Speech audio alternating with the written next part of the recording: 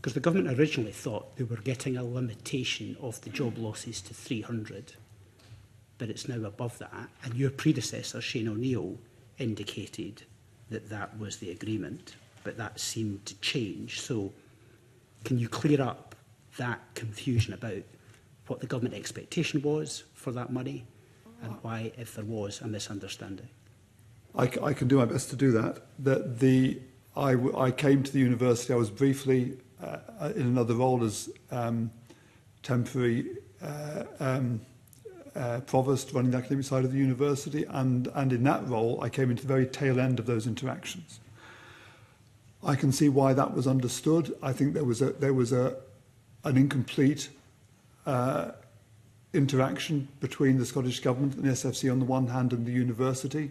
I don't think the university leadership team ever believed that it would be possible the then university leadership team, I should say, ever thought it would be possible to run the university without having further job losses. That would have imagined or assumed, I think, an absolutely infeasible and unimaginable turnaround in income for the university. That wasn't said, and I've looked over the correspondence and indeed the notes that were taken of various meetings. We never said that we expected there to be further redundancies. We never said that there would not be.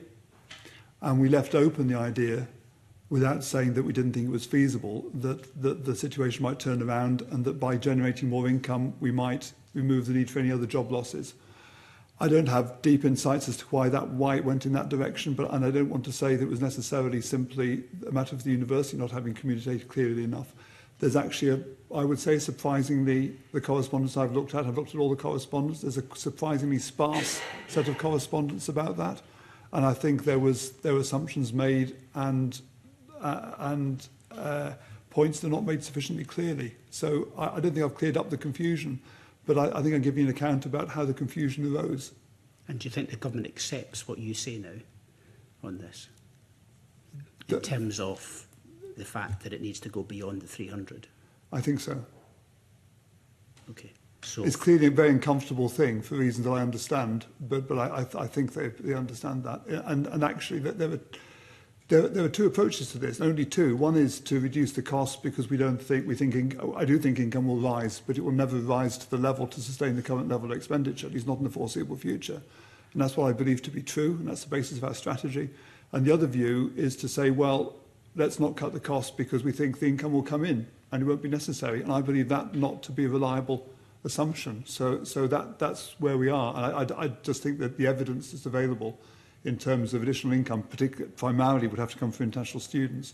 I think the evidence isn't there, and I think the Scottish Government appreciates or understands that.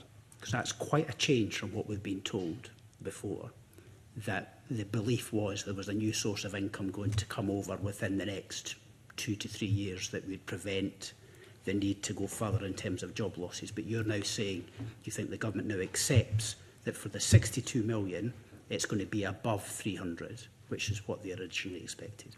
Yes, I think that's true, but with the caveat that I'm not sure that the university leadership team ever thought that it would be possible to do it without reducing the level of employment in the university further. I don't think they ever thought that was likely to happen.